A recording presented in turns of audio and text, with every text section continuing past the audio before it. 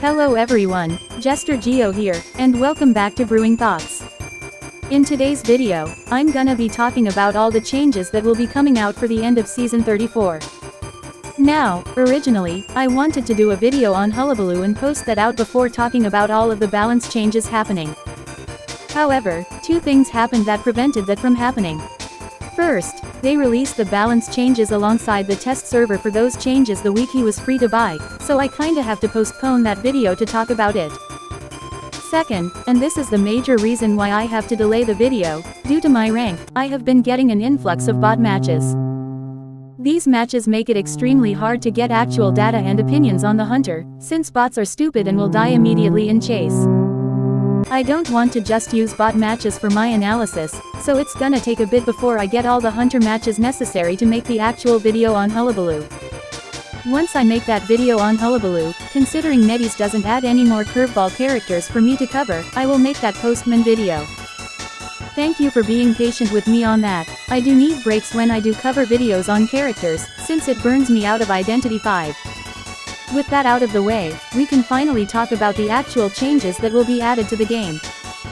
There are two changes being made to the overall game, one of them being minor and one of them will fundamentally change IDV. The first change being that Survivor quick messages cooldown have been reduced. Instead of the cooldown being 7 seconds, it will now be 5 seconds. This is really good for solo queue, as it allows you to be even more accurate with your comms. The best example of this is when you ping the hunter is nearby against a Wuchang and then, immediately afterwards, he begins using his umbrella to teleport away. Those situations often become frustrating as you can't warn your team fast enough to the ambush. With this change, those outcomes become significantly reduced, which is really good. It also allows you to line up your blink countdown even better with Flywheel, as the teammate will know blink is ready the second your second ping goes away rather than needing you to ping a second time. It just means more information, which is always needed for solo queue, so good change all around. However, that change pales in comparison to the absolute massive change that's coming to the game, specifically one made towards rank. After 3 years of it being added to the game and teased to be coming to rank, Darkwoods is finally being added into rank, I'm assuming at the end of the season like the other changes. This not only means you will be seeing Darkwoods in your ranked matches, but it also means you will be seeing Darkwoods in tournament very soon. Because of this, I highly recommend players who do participate in tourney or like to grind rank to start practicing on Darkwoods, whether it be in customs or on quick match. On screen now, I will be showing the area selection for Darkwoods as well as the mini-map showcasing the official location names for Darkwoods. Darkwoods is a very controversial map, with players getting lost on the map or players just hating how the map is, so getting your practice in really helps. There's no changes made to Darkwoods itself, which I'm sure will upset even more players, so just get practice in while you still can.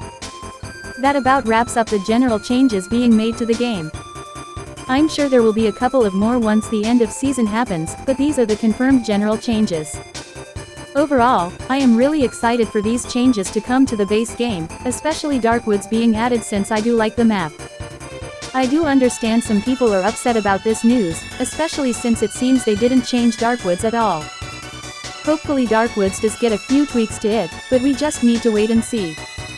With that covered, we can now go into the balance portion of this video. For this portion, it'll be a bit different compared to my other analysis. Usually, when I talk about these changes, I either order them based how much I like them or how big of a change they got. I can't really do that here because there's a lot of the minor changes I want to talk about more in depth and, I'm gonna be honest, a lot of these changes don't really wow me. Because of that, I will be ordering this section based off where I would place them in a tier list. I will order them from meta to the non-meta, so I will be talking about the strongest characters changes first. And with that, it's only fitting to talk about the most banned hunter in rank right now, that being Goatman. First, Goatman got a cage regeneration nerf yet again, with his base regeneration being decreased to 1.8 at base presence and 2.3 at max presence. On top of the recent nerf made to Goatman, which reduced his starting energy to 35, it makes Goatman's early chase a bit weaker. This also makes the lock-off strategy a lot harder to pull off early game, since you have way less energy to work with now. I think these are very solid changes, as now they sorta kill the lock-off strategy in the early game. Using the lock-off strat early game, considering it takes 20 seconds to find a player, will put you at a heavy energy deficit. This makes the more mind game aspect of Goatman a lot more appealing, which makes them early game chase a lot more doable for survivors. It also helps that the time survivors can teleport has been reduced by 0.2 seconds. I do think Goatman will still be a force to be reckoned with, especially really good Goatman players who know how to mind game. However, these changes do make it so Goatman can't just double cage and force you out of areas, which is really good.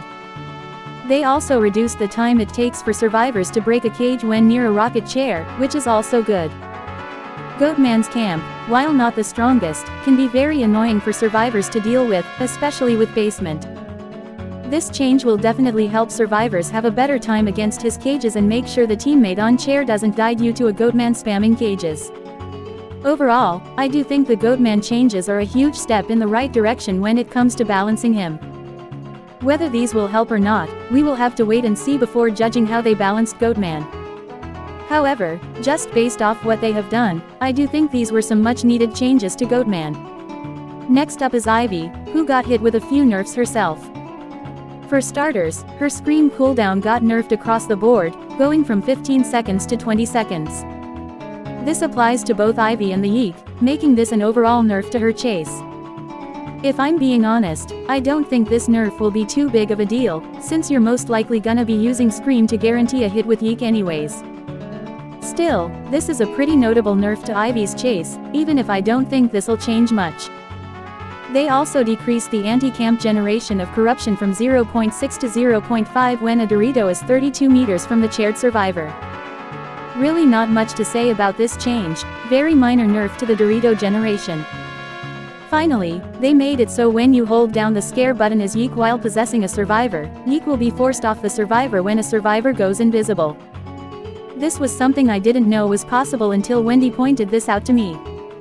Apparently, holding down the scream button and aiming as Yeek will allow him to stay leeched onto the survivor who goes invisible. This meant Ivy had a way to track Magician, First Officer, and Pharaoh Lady when they used their invisibility. I'm sure this wasn't intentional from the devs, which explains why this change was made. This does greatly weaken Ivy against these survivors, as she's now back to having no way to deal with them. Being 100% transparent, I don't think these changes will do much to really impact Ivy other than maybe the scream change. If you didn't know you could counter invisibility characters this way, then this change won't also affect you at all. The reason Ivy is so impactful is because of her slowdown, which can allow her to stall for minutes on end. None of these changes really impact that aspect of Ivy, so I don't really think she'll change in the meta. The scream changes might hurt her a bit, but as I stated, you're only gonna use the scream to guarantee a hit, so I doubt it.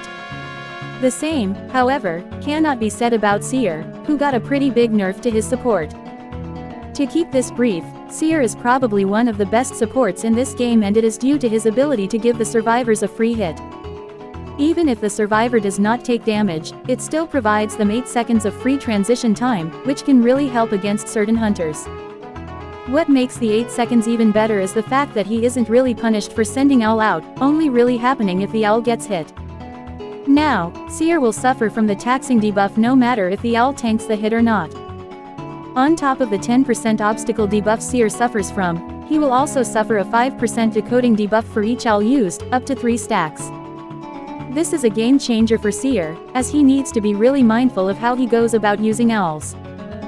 This also significantly worsens Seer's kiting potential thanks to the vaulting debuff always happening with each Owl use, but also his decoding potential.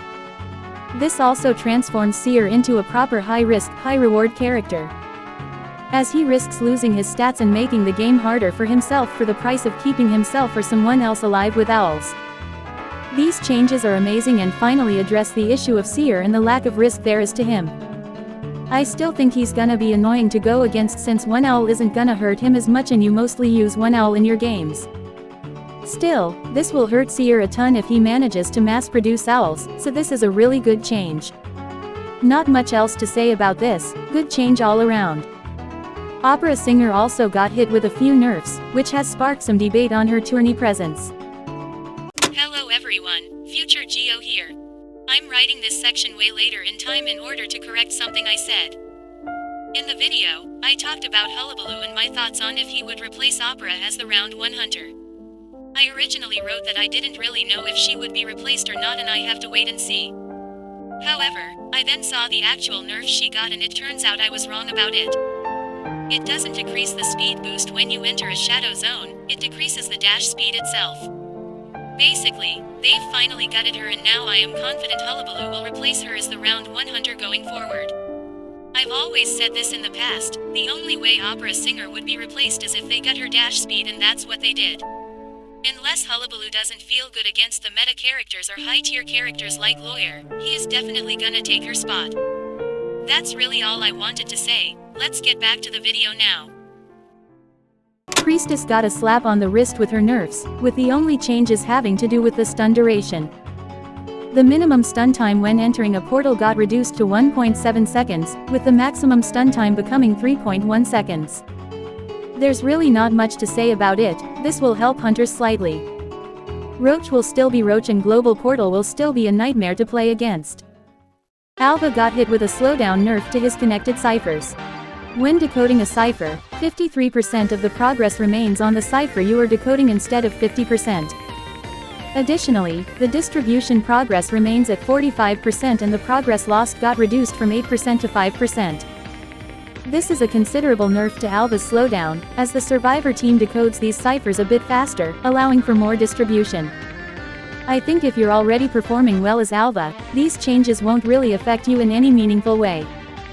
However, this does reduce the chances of making a comeback if you're falling behind, so don't underestimate this change.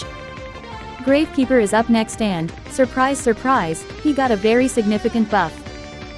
When burrowed in the ground as Gravekeeper, you have the ability to choose a location to resurface within a certain distance. Once you've selected the area, Gravekeeper will dash to that location and quickly jump out. If the hunter is near the Gravekeeper when he jumps out, they will be pushed back. Once used, the remaining burrow time you have will decrease by 15 seconds. This is such a game-changing buff to Gravekeeper for both rescues and for normal kiting. This dash can be incredibly helpful if you need to make it to the chair quickly and could prevent a survivor from losing a chair state. Additionally, the pushback is extremely helpful when a hunter face camps. As the pushback combined with the rescue buff makes it so you are guaranteed not to be terror shocked if you dash on top of the chair. It's also just good if the hunter finds you out early and you need to quickly get away to the chair without wasting a shovel. That isn't the only use case I saw with this dash, as I saw a ton of players using the shovel in their kites to reach pallets or resources quickly. Even if you get hit while in shovel, it still allows you for an easier transition. It's just using the dash will allow you to save a shovel while also making it to a resource like a pallet. I've also seen people use the pushback of the shovel to get pallet stuns off, but that's honestly to be expected from this community. They also decrease the burrow time loss when you resurface from the ground from 13 seconds to 10 seconds. This grants you a little bit of extra time to play with when you resurface from shovel, so it's a decent buff. Finally, they reduced the cooldown of shovel from 20 seconds to 13, which is also a very insane change. This basically allows you to cycle through shovels a lot sooner, meaning you will have more chances to cycle through shovels and dashes if you are kiting as Gravekeeper. This can also help prevent you from taking damage and going down, as the faster cooldown could allow you to burrow underground before potentially taking damage or being stunned. Overall, extremely good buffs from Gravekeeper that will not only further make him a good rescuer, but a good container as well. These changes might actually help him become a priority pick in tourney, even more so now that Goatman and Hullabaloo are coming in. Once again, only time will tell whether Gravekeeper can step up or not thanks to the buffs. Naiad got a slight buff to her attack, with it now lasting a bit longer when she normal attacks. Honestly, I think the only people upset about this change are the people who hate Naiad's normal attack in general. It has a really fast attack speed and the hitbox of it can be a bit wonky, so adding a longer duration to it is sure to ruffle some feathers. However, I really don't think it's that big of a deal and won't make her broken unless your name happens to be Teepepe. Journalist is up next and I feel she mostly got some quality of life added to her in all honesty. First, Orfeo will no longer have collision when he is disappearing. I'm sure this could cause unintentional body blocks for the survivor and journalist herself, so this change is decent enough. Next, they made it so Orfeo will now protect survivors against airborne projectiles.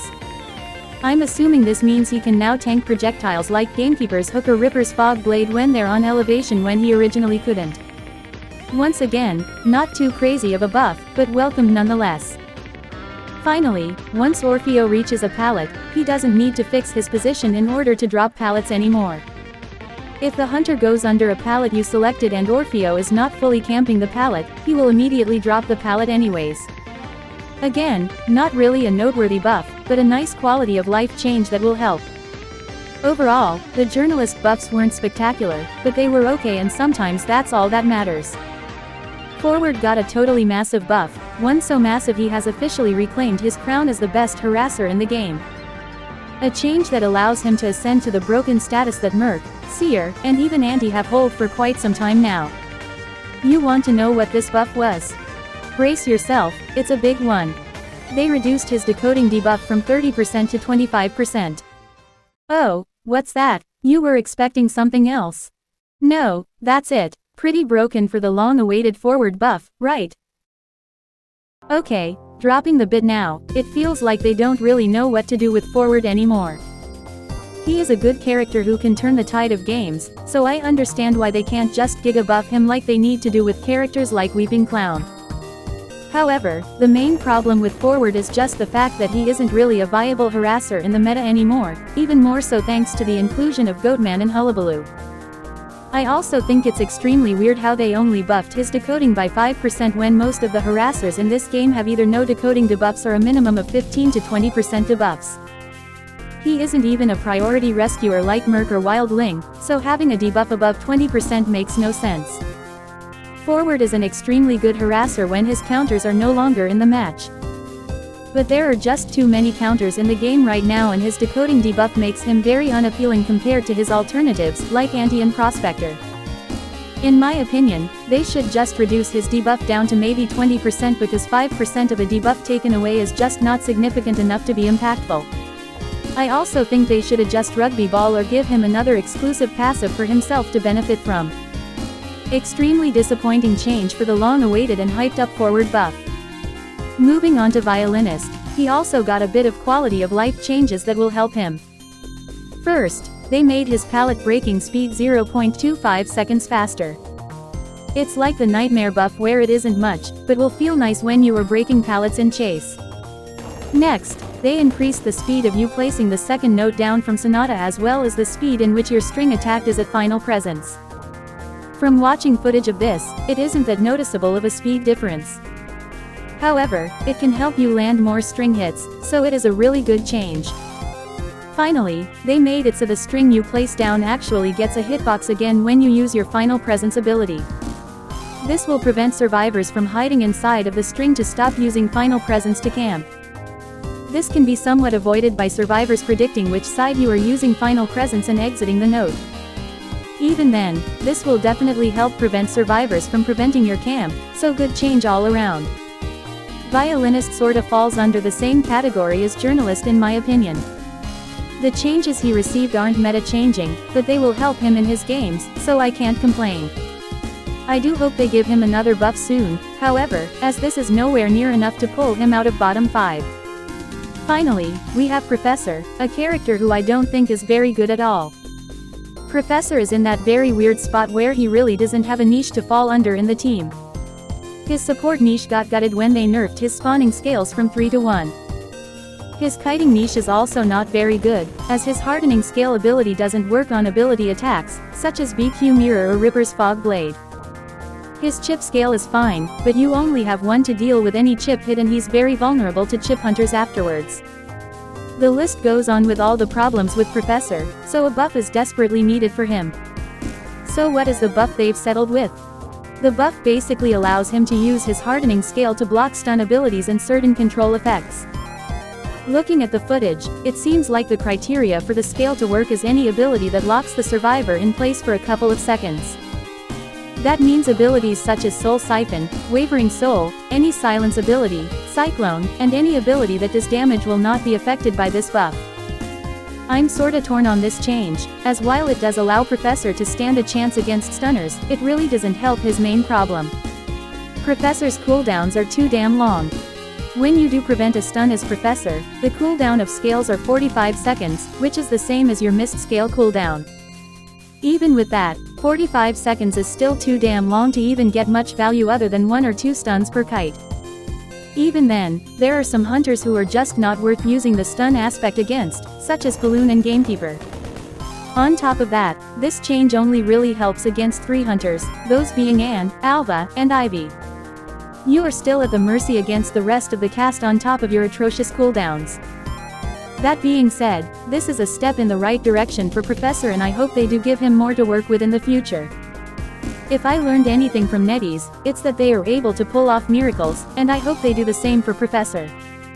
That about wraps up my thoughts on the balance changes for Season 34, I hope you can see why these didn't wow me. The changes really go from strong changes, quality of life, met changes, and the opera gutting. Don't get me wrong, a couple of the changes will fundamentally change the meta up by a lot, it's just these changes don't interest me like the ones beforehand. Nevertheless, I'm looking forward to these changes being added to the game, especially Darkwoods being added. That's all the time I have for this video, I'll be back to cover Hullabaloo when I stop getting bot matches. Until then, thank you so much for watching, and I will see all of you next time.